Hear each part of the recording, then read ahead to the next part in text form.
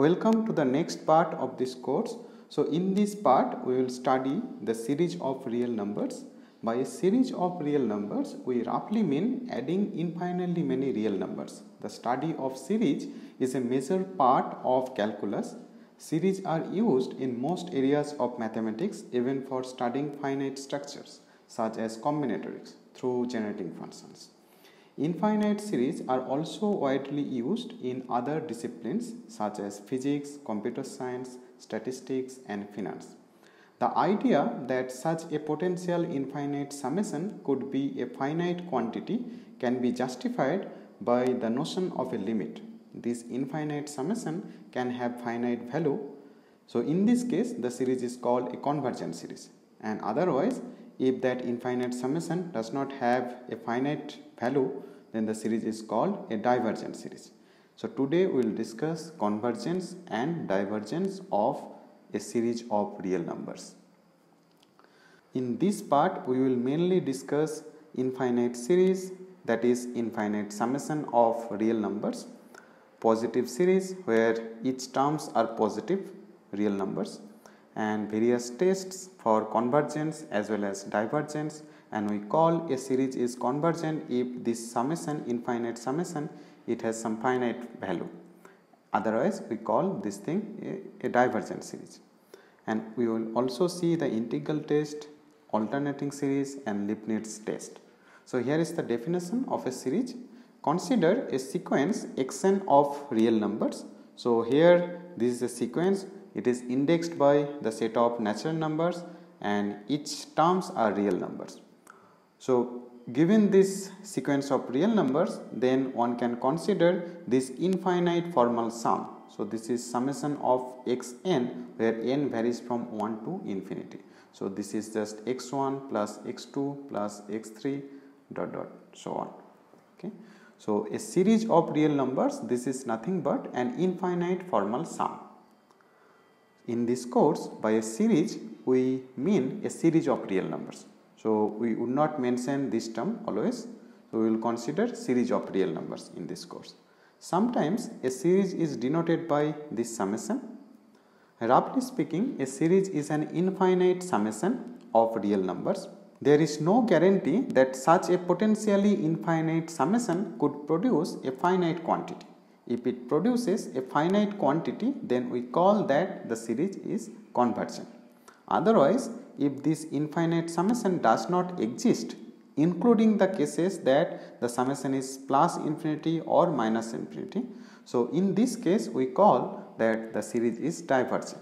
So if this infinite summation does not exist. The statement for this statement, it can be explained better using the concept of a limit. We will see that later. So here you consider a series of real numbers, that is this infinite summation of real numbers.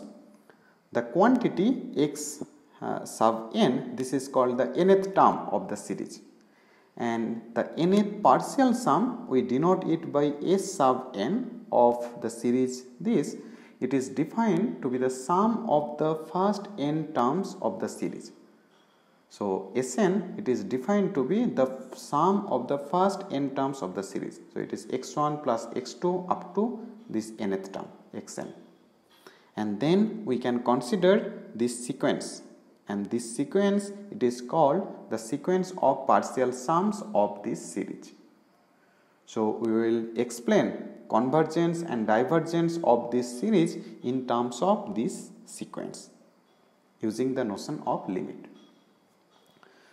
So finitely many real numbers can be added one by one. So if you consider finitely many real numbers, you can add them one by one. But how can you add infinitely many real numbers? Is there any notion like this? Can you add infinitely many real numbers? This can be answered using the notion of limits. So we will see this thing here. So for a series, summation xn define the sum of the series to be the limit of this sequence of partial sums.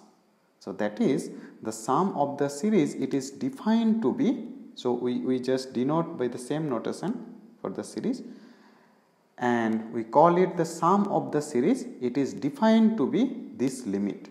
limit n tends to infinity Sn. What is Sn? This is the nth partial sum. That means it is the sum of the first n terms of the series. And if n tends to infinity, then what is this value? So limit Sn as n tends to infinity, that will give this sum, infinite sum. So if this limit exists, then we say that the series is convergent and the series converges to that limit L. So if L is the limit for this sequence, we call this L as the sum of the series, and we sometimes call the series converges to this L, and we write that this sum, this series, it is same as this L. Okay, so sometimes we call it the sum of the series. So we use the same notation as we are denoting the series, okay, and we call it the sum of the series. So it exists if this limit exists, and in that case we call the series is convergent and it converges to that limit L. Okay. If the limit does not exist, in that case we call the series is divergent. So it includes the cases that this limit of Sn, it can be plus infinity or minus infinity. Okay. So it includes these two cases. Okay. So if this limit does not exist, then we call the series is divergent. Next we will see three examples. So here you consider this series whose nth term is 1 by n, and then the nth partial sum that we denote by S sub n, this is defined to be the sum of the first n terms. So in this case it is 1 plus 1 by 2 up to 1 by n. In lecture 9 on Cauchy sequence, at the end we proved that the sequence Sn, it is divergent. So the sequence whose nth term is given by this, we have already proved that this sequence is divergent. So therefore by definition this series, that is also divergent series. The sequence of nth partial sum, it is divergent, and therefore this series, that is also divergent. In this case, what should be this sum? So in this case we analyze that this sum, it will be infinite. How to prove that? So again you consider this sequence of nth partial sums. Since Sn, this is an increasing sequence, so nth term is given by this, and n plus first term, that will be this term plus 1 by n plus 1.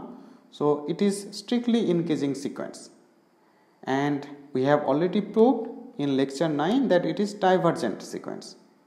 Hence one can conclude that the sequence is unbounded above. Why? Because if it is bounded sequence, then by the theory of monotone sequence, monotone bounded sequence is convergent. So every monotone bounded sequence is convergent. This sequence is increasing sequence, so it is monotone sequence, and it is divergent. So one can conclude that it cannot be a bounded sequence. Therefore it is unbounded above sequence, because it is increasing sequence and it is not bounded. So it is unbounded above, and therefore the supremum of Sn, it is infinite. Okay. And one can argue that this limit, it is same as this supremum value. Why? Because it is strictly increasing sequence. So in this case this limit value, it is same as the supremum of Sn. Okay. Since this is unbounded above, so this supremum, it is infinity. At the end we are getting that this limit, it is infinite, and hence this sum, it is also infinite. Here is another example. So here you consider this series whose nth term is given by minus 1 power n. So it is just minus 1, next term is 1, third term is minus 1, so on. Okay. So its nth term is minus 1 power n. Then what is the nth partial sum? It is Sn, and it is just sum of the first n terms. So if that n is odd, then one can prove that first the sum of the first n terms, that is minus 1 if n is odd. Okay? And if n is even, then one can prove that, for example, if you take the sum of the first two terms, it is 0, and if you take the sum of the first four terms, that is also 0. So plus 1 minus 1 plus 1 minus 1. So if n is even, then this nth partial sum it is 0, and if n is odd, then this nth partial sum it is minus 1. And then what can you say about the convergence of this series? So in this case we know that this sequence, it is not a convergent sequence. Why? Because the sequence Sn has two distinct subsequential limits. One is minus 1, another one is 0. Okay? So you just consider, you may consider S 2n, so collection of all even indices terms. So this thing it converges to 0, and if you consider S 2n plus 1, so this subsequence, this converges to minus 1. So we have two distinct subsequential limits in this case. So therefore this sequence, it is not a convergent sequence, because if this sequence is convergent, then it should have only one subsequential limits. But in this case we have two subsequential limits, so therefore this sequence it cannot be a convergent sequence. Okay? So this limit it does not exist. Okay? And it is not even infinite. So in this case this limit does not exist. Okay? So therefore of course this is a divergent sequence, and this series that is also divergent. Okay? So we cannot say even that this sum is infinite, and so this sum it does not exist in this case. Okay? So this series is divergent. Here is our last example. So in this case you consider this series whose nth term is given by 1 by n times n plus 1. So in the denominator you have n times n plus 1. Okay. So one can denote the series in this way. So from the first few terms one can see that the nth term is given by this. Okay. So the nth partial sum Sn of the series is given by the sum of the first n terms. So it is just this sum. Though it is complicated sequence, it seems that it is complicated sequence, but from this observation one can easily write the nth partial sum S sub n. Okay? So 1 by n times n plus 1 one can write in this way. It is just difference between 1 by n and 1 by n plus 1. So using this one can write this nth partial sum, that is the sum of this first n terms.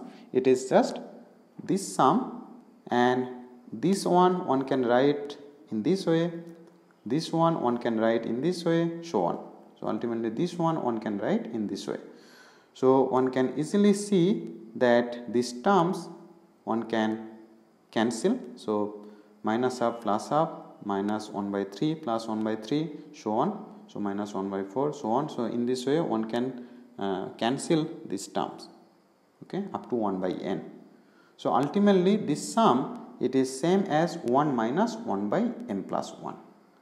So then one can easily compute the limit of this nth partial sum. Okay? So it follows that the limit n tends to infinity Sn, it is just limit n tends to infinity this one, and it is just so you can consider the relation between limits and algebraic operations.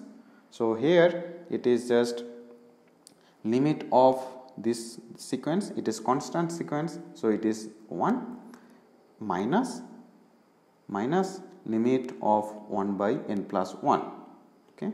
So one can verify that this limit it is 0. Okay. Using epsilon n condition one can verify, one can easily see that this limit is 0. So ultimately you will get 1 minus 0, so it is 1. So this limit it exists and it has some finite value 1. Therefore by the definition of convergence and divergence of a series, that this series it is convergent because this sequence of nth partial sum it is convergent, and this series it converges to 1 because this thing, this sequence, it converges to 1. So the sum of this series, it is 1. So we just write in this way. This sum, it is just 1. And that's all. I will stop now.